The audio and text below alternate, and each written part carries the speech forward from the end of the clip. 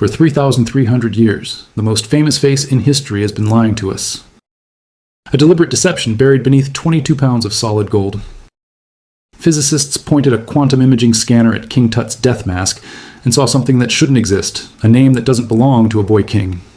It belongs to a queen who vanished from history. November 1922.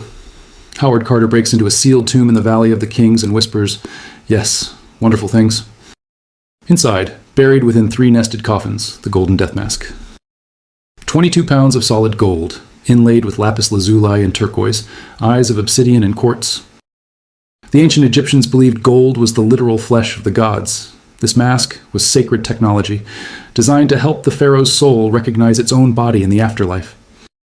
For a century, we accepted it as the ultimate masterpiece, made specifically for the boy king who died at 19. But almost immediately, experts noticed clues that didn't add up. King Tut died suddenly, probably from infection after shattering his leg.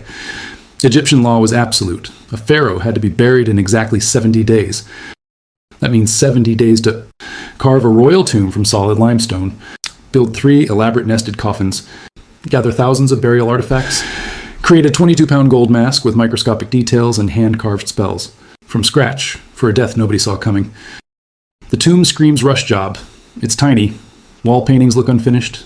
The stone sarcophagus has chipped corners. And when researchers examined the treasures, many weren't made for Tut. Statues with faces that looked nothing like him. Jewelry designed for a woman, coffins with names scraped off and recarved. Then they looked at the mask again. The ears were pierced. In ancient Egypt, only children and women wore earrings. An adult male pharaoh would never be depicted with pierced ears. It violated everything they believed about kingship. The face looked too delicate, almost feminine. And the gold on the face had a slightly different color than the headdress. A terrifying theory formed.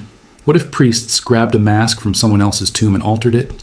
The answer pointed to Nefertiti, Tut's stepmother, wife of the heretic pharaoh Akhenaten.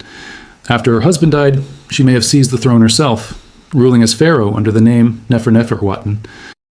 Then she vanished completely. Her tomb has never been found. Her mummy has never been identified.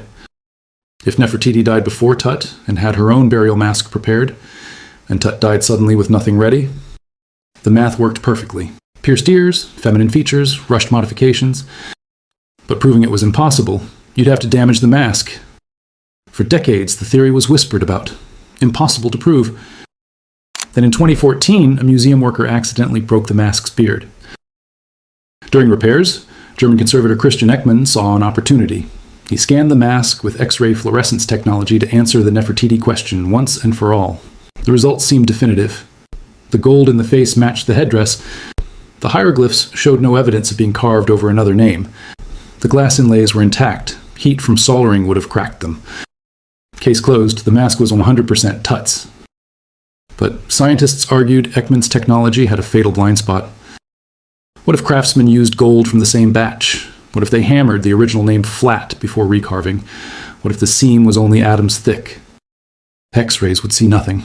To see that, you'd need technology that could read the thermal memory of atoms themselves. By 2024, that technology existed. Dr. Helena Voss, a materials physicist at the Max Planck Institute, specializes in quantum resonance imaging. In late 2024, her team scanned the mask after the Grand Egyptian Museum closed. For hours, everything confirmed what they knew. Then the scanner focused on the cartouche, the oval containing Tutankhamun's name. The room went silent. On screen, a pattern of atomic displacement that shouldn't exist. Evidence that the gold had been hammered, scraped, and reworked in ways found nowhere else on the mask. Someone had beaten the original hieroglyphs flat and carved new ones over them. The team ran a full structural analysis. The ears, X-rays showed solid gold. The quantum scan showed 2 perfect cylindrical plugs. Someone had filled the pierced holes with identical gold alloy, then hammered and polished them until the seams were invisible. The ears had been plugged. The face. The quantum imager detected thermal ghosting around the entire perimeter, where the face meets the headdress. A molecular signature showing the gold had been superheated. The craftsman attached the new face from behind using high-pressure heating that left the surface flawless. The seam was invisible to X-rays, but the atoms remembered. Dr. Voss asked if they could reconstruct what had been erased. By mapping microscopic traces of the original inscription, the computer digitally rebuilt what had once been carved there. The reconstruction took 11 minutes.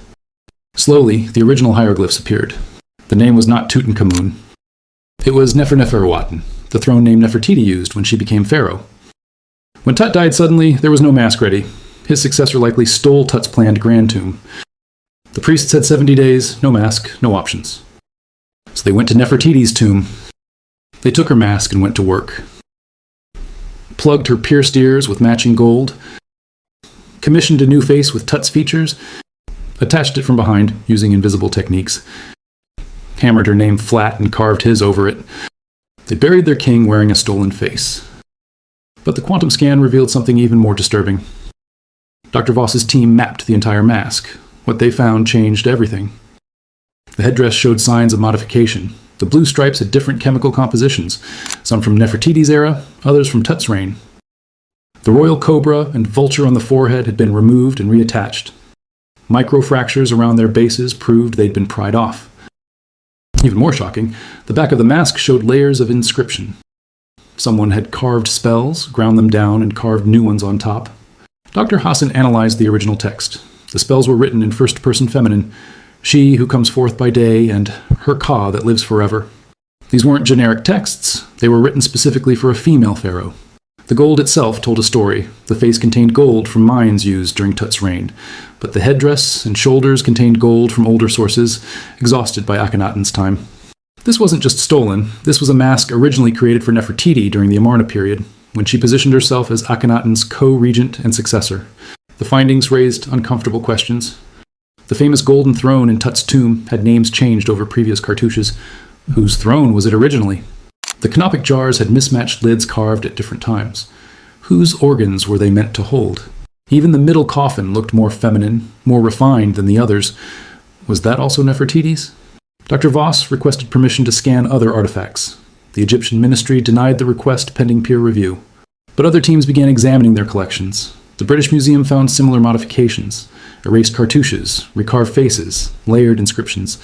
In 2025, a Japanese team used ground-penetrating radar in the Valley of the Kings. They found anomalies behind the walls of Tut's burial chamber, possible sealed doorways. Could Nefertiti's tomb be just meters away?